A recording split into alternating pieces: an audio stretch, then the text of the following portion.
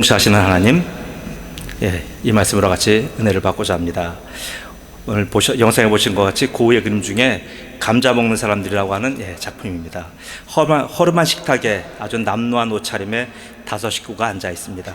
저녁 식사가 이들을 모이게 했습니다. 식탁엔 삶은 감자만 간간히 김을 내고 있습니다.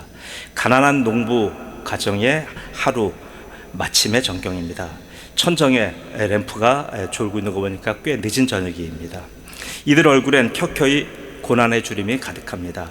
그의 고우에는 아주 힘든 때였어요. 목사인 아버지가 3월에 돌아가셨고 여동생 아나와의 불화로 네덜란드의 뉘넌이라고 하는 자그마한 농촌에 흐로트 가족의 식객으로 이렇게 살 때입니다. 얹혀 사는 거예요. 그때 그가 화가의 여정이 바로 시작된 곳이 그곳입니다. 힘든 고우에게 농부 가족의 저녁 식탁은 자신의 가족과 대비되어 굉장히 큰 감동으로 다가왔습니다. 그래서 그때 탄생한 명화가 바로 감자 먹는 사람들이라고 하는 그의 초기작입니다. 그림의 색채가 굉장히 어둡잖아요. 또 등장인물이 이렇게 아름답게 나오지도 않잖아요. 이는 당시 북유럽의 일반적인 모습입니다. 북유럽은 어때요? 겨울이 차갑고 깁니다. 겨울에는 여름 백야와 달리 해가 일찍 떨어집니다. 차고 아주 음습한 겨울이지만 오늘 이 감자의 식탁은 무척 따뜻합니다. 척박하고 가난해서 겨울나기가 죽음의 고통 그 자체인 저 농부는 오늘 우리에게 말합니다. 여러분 뭐라고 말합니까? 그래도 인생은 살만합니다. 이렇게 외치는 것 같지 않습니까? 이 가족보다 더 힘들고 애처로운 가족이 하나 있어요. 바로 그 가족이 오늘 말씀에 나온 하와의 가족입니다. 하와는 4명의 단란한 가족입니다. 그들의 식사는 감자 먹는 사람들처럼 빈곤하지만 따뜻했습니다. 나름 고향에서 쫓겨나와 거칠고 무서운 땅에서 간신히 살아남았어요. 땅과 기후가 아주 저주스러운 곳입니다. 도저히 살 수 없을 정도로 그 땅은 아주 여러 가지 힘든 땅이었어요. 이 고통스러운 삶 속에서 하나님은 그들에게 무한한 은혜를 베풀어 주셨습니다. 그 증거는 바로 2 아들입니다. 아들들로 인하여 거친 광야에서 아주 힘겹게 뿌리를 내릴 수가 있었어요. 그래서 저들의 식탁은, 하와의 식탁은 빈곤했지만 따뜻했습니다. 서로에게 힘이 되고 의지가 되어 아주 황량한 땅을 개척하며 살아갔습니다. 하와 부부는 하나님이 두려워요. 그래서 하나님을 찾고 의지하기보다는 하나님의 낯을 피하며 살았어요. 그럼에도 하나님은 저들을 잊지 아니하시고 계속 돌보고 지키고 계셨습니다. 마치 마태복음 5장 45절처럼요. 이같이 한즉 하늘에 계신 너희 아버지의 아들이 되리니 이는 하나님이 그 해를 악인과 선인에게 비추시며 비를 의로운 자와 불의한 자에게 내려주심이라.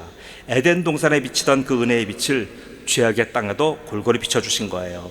하나님의 은혜의 해와 비를 저들에게 아주 시의적절하게 보내주신 겁니다.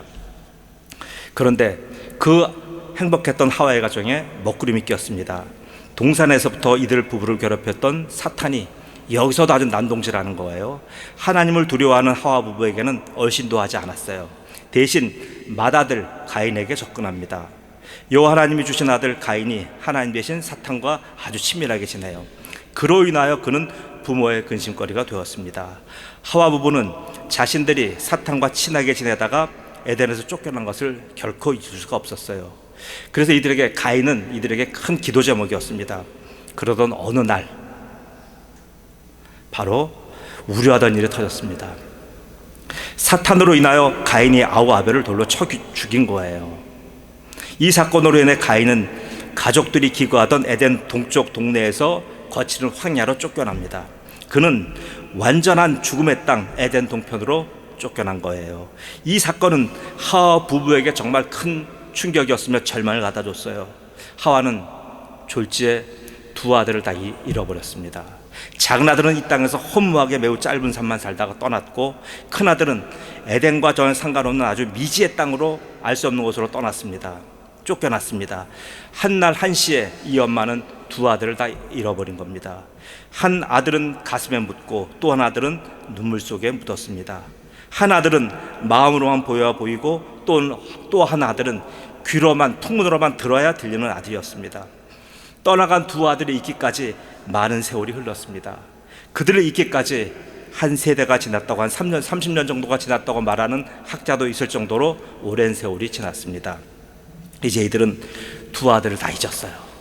2 아들을 기억하면 기억할수록 견딜 수가 없었기 때문이에요. 다 잊고 두 부부가 최선을 다해 살아갑니다. 그 말이 오늘 본문에 어떤 말씀이 나옵니까? 자, 아담이 다시, 이 다시라는 말이에요. 이 다시라고 하는 말은 동침하다라고 하는 동사로 꾸며주는 부사로 쓰였어요. 이는 매우 긴 시간 동안 쉬지 않고 하나님께 간구한 것을 의미합니다. 두 아들을 대신할 새 아들을 주십시오라고 하는 기도를 삶 속에서 끊임없이 드린 것을 의미해요. 아담은 별 도움이 안 됩니다. 그래서 25절은 아담이 주어처럼 쓰인 아주 가주어입니다. 진주어는 하와예요. 자, 본문 말씀을 잘 보십시오. 아담이 등장한 부분, 아담이 다시 자기 아내와 동침하면은 바로 수식어구예요. 실제 말하고자 하는 부분은 그가 아들을 낳아 셋이라 하였으니 이는 하나님이 내게 가인이 죽인 아벨 대신에 다른 씨를 주셨도다 함이며, 주어가 누구라고요? 그가 본문에는 여자로 나와요. 바로 하와입니다. 하와가 주어예요. 가인과 아벨을 두 아들을 낳고 보이지 않았던 하와가 오늘 창세기 4장 25절에서 갑자기 주격으로 등장합니다. 자, 이걸 여러분 주시해서 보셔야 됩니다. 창세기 3장에서 하와가 주어로 등장했을 때 아주 큰일이 터졌어요. 바로 사탄에게 미혹된 겁니다. 그 사건 이후 하와가 주어로 등장한 일은 성경에 없어요. 그런데 오늘 선악과 사건 이후 단 한 번만 더 하와가 주어로 등장합니다. 또 무슨 큰일이 생겨나지 않을까 심히 걱정이 됩니다. 음악도 들을 때 그렇잖아요. 어떤 아주 비장한 어떤 그 상황이 연출될 때 보면 음악이 굉장히 두렵고 떨리고 아주 몰입감을 가져다 주잖아요. 하와가 주어로 등장했다는 말이 바로 이렇습니다. 여러분 원어로 읽으시면 굉장히 두려운, 도대체 또 이분이 또 무슨 대형 사건을 칠 것인가 라고 하는 그 우려와 기대감이 있습니다. 자, 동침은 아담이 주도했으니 아담의 등장은 당연한 거예요. 그럼 하나님 왜 여기서 하와를 주어로 등장시키는지 여러분 한번 눈여겨볼 필요가 있습니다. 그 이유를 알아보아 성도의 믿음의 여정에 깊은 울림과 떨림이 되기를 소망합니다. 25절에는 아담의 일가족 5명이 전부 등장합니다. 이 짧은 한 절에 그 가족 전체의 형편을 다 담아내니 성령님의 지혜가 실로 놀랍습니다. 25절은 인류의 첫 범죄자 하와의 입에서 나온 최초의 믿음의 고백이기에 너무나 중요한 말씀이에요. 하와 부부의 한 세대에 걸친 간절한 회개와 간구의 기도를 하나님은 마침내 들으셨어요. 범죄는 한순간이지만 그 회개의 여정은 이루 말로 다할 수 없는 아픔과 인내의 기간을 필요로 합니다. 에스겔 28장 20절에 범죄하는 그 영혼은 죽을지니라고 하는 말씀과처럼 범죄하는 영혼은 반드시 죽는 거예요. 이런 하나님의 말씀입니다. 창세기 2장 17절에 선악을 알게 하는 나무의 열매는 먹지 말라, 내가 먹는 날에는 반드시 죽으리라 하시니, 영혼이 죽은 하와 부부는 영혼이 이미 죽은 하와 부부예요. 영혼이 이미 죽었어요. 영혼이 죽었다고 하는 것은 하나님의 형상 중에서 영적인 형상이 떠난 것을 의미합니다. 이런 상태에서 아담이 930년간까지 이 땅에서 살아내야 됐으니 얼마나 그게 큰 고통이었겠습니까? 그 살아있는 930년이 곧 지옥의 형벌과도 같은 거예요. 하나님과의 교제가 다 끊어진 상태에서 끊어지지 않는 목숨의 날수가 얼마나 힘들고 괴로웠겠습니까? 이는 사탄에게 잡혀서 이미 사탄화 되어버린 가인의 후예는 그나마 아무런 영향을 받지 않아요. 왜요? 그러나 그들의 수명에 대해서 성경은 침묵해요. 보세요. 가인의 후예가 오늘 말씀 전에 가인의 후예들이 나옵니다. 그러나 가인의 후예에 대해서는 그들이 몇 살까지 살았다라고 하는 성경의 표현이 없어요. 5장에 넘어가면 아담의 후예는 계속 몇 살까지 살았더라 계속 다 장수하는 집안이에요. 이 범죄한 가인의 후예들은 성경이 그들의 몇 년까지 살았는지에 대해서 전혀 언급도 하지 않습니다. 그들의 수명에 대해서 성경은 침묵해요. 셋 후예의 아주 장수함과 비교되는 장면입니다.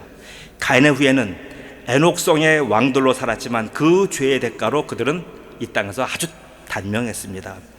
회개하는 하와 부부에겐 하나님이 그의 은혜로 영혼을 사모하는 마음을 주셨어요. 전도서 3장 11절 말씀입니다. 하나님이 모든 것을 지으시되 때를 따라 아름답게 하셨고 또 사람들에게 영혼을 사모하는 마음을 주셨느니라. 하와 부부는 영혼을 사모하는 마음으로 울며 회개하면서 하나님께 매어 달렸습니다. 회개의 기간이 다 차자 하나님은 그들에게 특별한 은혜를 베풀어 주셨어요. 그렇게 고대하던 아들을 주신 겁니다. 아들을 보자마자 하와는 소리칩니다. 하나님이 내게 가인이 죽인 아벨 대신에 다른 씨를 주셨다라고 외친 거예요. 자, 그럼 이 말씀을 중심으로 오늘 말씀을 풀어나갑니다. 그래서 아들 이름 셋이라고 하는 이름은 놓다, 또 대신하다, 어디에 놓다, 물건을 놓다는 또 누구를 대신하다, 이런 의미예요. 이런 의미가 있지만 여기서는 어떤 의미로 봐야 되냐면 보세요. 지정된, 임명된, 영어로 말하면 appointed라고 하는 그런 쉐이트라고 하는 말이죠. 쉐이트, 이건 제 하나 이걸 알아두시면 쉐이트. 셋이라고 하는 의미 히브리어로 쉐이트입니다. 지정된, 임명되는 뜻이에요. 왜냐하면 셋은 곧 씨라는 의미와 뒤에 나온 씨라는 의미와 연관되기 때문입니다. 아들 둘을 다 잃은 찢어진 모종 앞에 아들을 주셨으면 그 아들은 누구의? 내 아들인 거잖아요. 시편 2편 7절 말씀처럼 너는 내 아들이라 오늘 내가 너를 낳았도다 하면서 엄마는 아들에 대해서 무한한 자긍심을 느껴야 되잖아요. 엄마가 아들을 낳으면 조선시대에도 얼마나 큰 소리칩니까? 그렇게 내 아들인데도 불구하고 하와는 그렇게 하지 않았습니다. 두 번 다시 선악과를 따먹고 아들을 편애함으로 인하여 또 그 문제가 생겨서 또 이 아들마저 이제 잃고 싶지 않았던 겁니다. 그래서 회개한 하와는 이 아이가 자기 부부의 아이가 아님을 드러낸 거예요. 선언했어요. 그래서 아들에게 지정된 씨, 약속된 씨, 바로 그렇게 부른 거예요. 약속된 씨는 우선 두 가지 의미가 있어요. 약속된 씨라고 하는 개념에는요, 먼저는 믿음의 후손을 얘기하는 거예요. 내 아들이 아니라 이 아들은 내 아들 셋이 아니라 이 아들이 여기 있지만 이 아들은 바로 믿음의 씨다, 이 말이에요. 여기서 믿음의 씨는 믿음의 후손으로 아브라함, 이삭, 야곱의 후손을 말하는 거예요. 그래서 이 바로 믿음의 씨를 구약 성경은 전체를 다 추적하는 겁니다. 그뿐만이 아닙니다. 여기서 다음으로는 약속된 씨는 만왕의 왕, 만주의 주 예수 그리스도를 말합니다.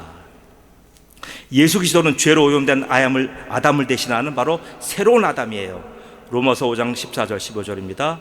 아담으로부터 모세까지 아담의 범죄와 같은 죄를 짓지 아니한 자들까지도 사망이 왕노릇하였으니, 무슨 말씀입니까? 아담 같은 죄를 안 졌다 할지라도 우리는 전부 다 아담의 후예로 아담과 동일한 죄를 지은 거예요. 아담은 오실 자의 모형이라, 그러나 이 은사는 그 범죄와 같지 아니하니 곧 한 사람의 범죄로 인하여 많은 사람이 죽었은즉 더욱 하나님의 은혜와 또한 한 사람 예수 그리스도의 은혜로 말미암아 선물로 많은 사람에게 넘쳤느니라. 자, 바로 이 셋은, 첫째는 믿음의 씨앗이었고 두 번째는 바로 예수님 의미합니다. 셋은 실패한 아담 대신에 보내신 바로 약속된 씨인 예수 그리스도를 예표하는 아들이에요. 믿음으로 하와는 이것을 본 거예요. 예전에 두 아들을 낳았을 때는 그걸 보지 못했어요. 내 아들이었고 우리 부부의 아들이었던 것만 봤지만 지금 하나님 주신 이 아들을 보니 이 아들은 내 아들이 아니다 라고 하는 것을 봅니다. 그래서 셋을 자기 소유로 주장하지 않고 하나님의 거룩한 씨로 고백하였던 겁니다. 여기서 하와는 자기의 부서짐, 자기 부부의 무너짐, 자기 아들들의 허물어짐이 모두 한 뿌리에서 시작되었음을 믿음으로 보았습니다. 그래서 그 철천지 원수 사탄을 멸망시킬 하나님의 씨가 오기를 고대하고 또 고대하고 있었던 겁니다. 이는 왜 하와가 이렇게 바뀌었습니까? 우리가 생각했던 하와랑 다르잖아요. 이는 여호와 하나님이 주신 기억을, 여호와 하나님 주신 약속을 하와가 기억해냈기 때문이에요. 셋을 주신 능력의 하나님 엘로힘은 봐서 알아요. 창조의 세계가 엘로힘 하나님의 모든 뛰어난 작품이잖아요. 그러나 자신과 직접 인격적으로 맺은 약속의 하나님 여호와는 잊고 살았던 거예요. 자, 죄짓기 바빠서 잊었고 에덴 동쪽 측면에서 생존하기 바빠서 잊었고 에덴 동쪽의 아들들의 범죄함에 지쳐서 완전히 잊었던 거예요. 그런데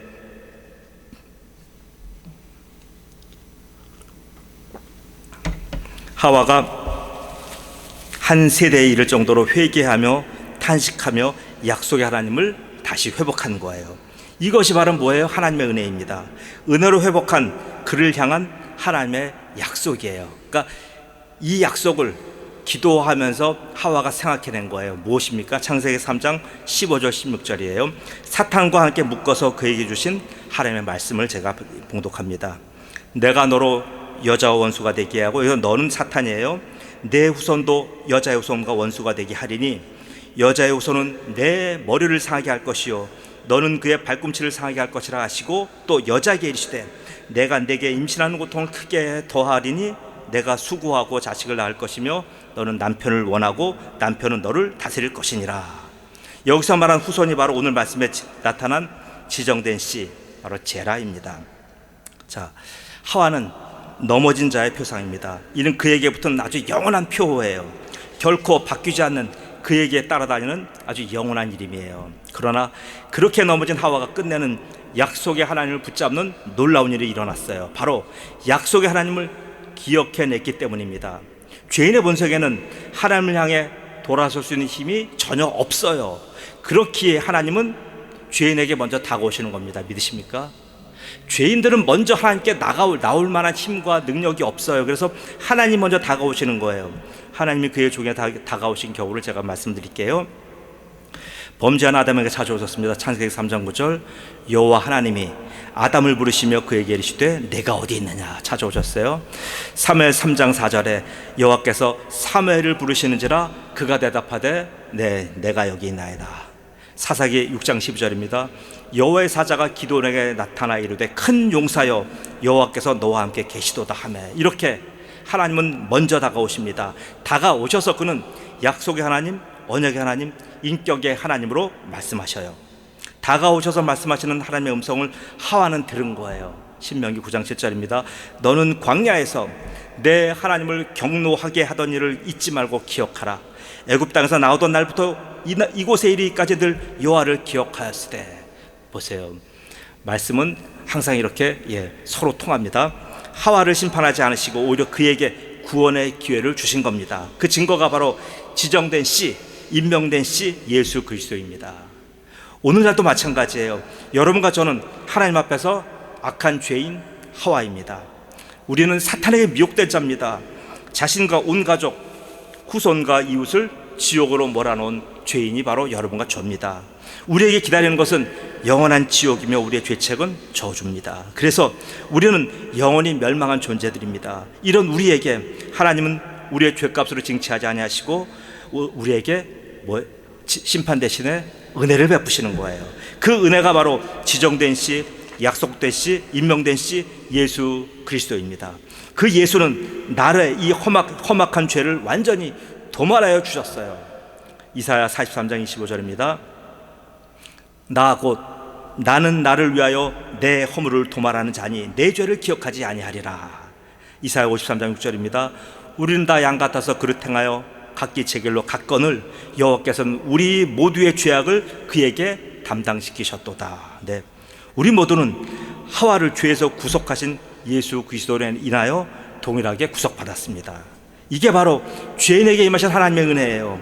하와도 구원받았기에 여러분과 제가 구원받지 못할 이유가 어디에 있습니까? 지상에서 가장 불쌍한 여인 하와가 약속된 씨 예수 그리스도로 말미암아 영원한 하나님의 자녀가 되었는데 우리가 바로 이 불쌍한 하와입니다. 그래서 우리에게 약속된 씨 예수님만이 구원이 되는 거예요. 믿으십니까? 자, 사랑하는 은혜 성도 여러분, 여러분은 무엇을 바라보십니까? 오늘 아까 잠깐 봤던 고우에 감자 먹는 사람들이 행복한 이유는 단지 오늘 식탁에 있는 감자 때문이 아니에요. 그 그림에 아까 잘 안 보였지만 그 그림 뒷면에 보면 자그마한 액자가 있어요. 그 액자에 보면 어떤 그림이 있냐면 빛바랜 아주 액자 속에 희미한 십자가가 있습니다. 고우가 그걸 그려놓은 거예요. 대단하잖아요. 저들이 가장 가난한 사람일지라도 저 부족한 감자에 만족하는 까닭은 따로 있는 거예요. 오늘 배불러서가 아니에요. 바로 그 십자가 때문입니다. 저 십자가에 하나님의 아들이 나의 죄로 죽었어요. 그가 죽은 것은 내 죄 때문입니다. 하와의 죄가 내 피 속에 지금 끓고 있어요. 하와는 우리 자신이고 하와는 우리의 엄마입니다. 나는 하와의 죄의 혈통에서 태어난 자입니다. 그래서 이 하와의 죄성으로 우리는 살아가요. 내 아버지는 아담이에요. 죄의 아버지입니다. 이 죄의 운명을 나 혼자서는 도저히 해결할 수가 없어요. 우리의 의는 다 더러운 옷 같아요. 그러기에 나 홀로는 이 사망의 늪에서 도저히 헤쳐나갈 수가 없습니다. 울어도 안 되고요, 눈물 많이 흘려도 안 되고요, 힘써도 안 돼요. 로마서 7장 24절 25절 전반부 같이 오라 나는 곤고한 사람이로다. 이 사망의 몸에서 누가 나를 건져내라. 우리 주 예수 그리스도를 말미암아 하나님께 감사하리로다. 사랑하는 은혜의 성도 여러분, 누구나 죄를 집니다. 그러나 그 이유가 문제입니다. 가인은 죄를 지었기에 도망가서 에녹성을 건설하며 평생 그 죄의 집에서 살았어요. 하와는 죄를 지었어요. 그러나 죄를 지었기에 평생 에덴을 향하여 회개합니다. 평생 약속의 씨를 기다리며 살아갑니다. 여러분, 가인입니까? 하와입니까? 네, 맞습니다. 우리는 하와예요. 그렇게 우리는 눈물로 회개하며 어제를 기억하는 거예요. 그렇게 우리는 오늘 눈을 부릅뜨고 오늘 하나님을 경외하는 거예요. 그렇게 우리는 약속의 씨를 바라보며 내일을 기대하며 소망하는 겁니다. 2023년 추수감사절 예배는 이 약속의 씨가 여러분의 식탁 위에 여러분의 감자와 함께 풍성하시기를 예수 그리스도의 이름으로 축복합니다. 아멘. 기도합니다. 전능하신 아버지 하나님, 은혜 감사합니다. 아버지 하나님, 가련한 여인 하와를 보았습니다. 그 하와의 그 모습 속에 내 모습이 있는 것을 발견하였습니다. 가인은 하나님 떠나 영원한 저주의 길로 갔지만 하와는 바로 하나님을 기다렸고 하나님 앞에서 회개하며 하나님의 약속된 씨를 기다렸던 그 믿음의 족장의 반열에 오른 하와를 봅니다. 아버지 하나님, 바로 우리가 하와 같은 존재이며 하와 같은 죄의 혈통에서 난 자임을 고백합니다.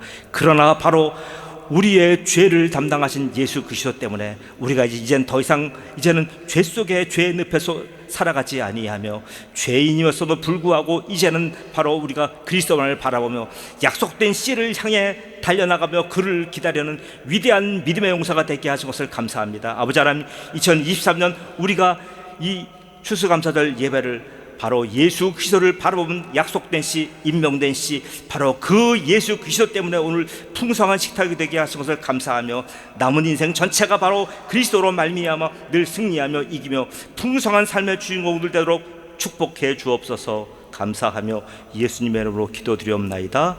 아멘.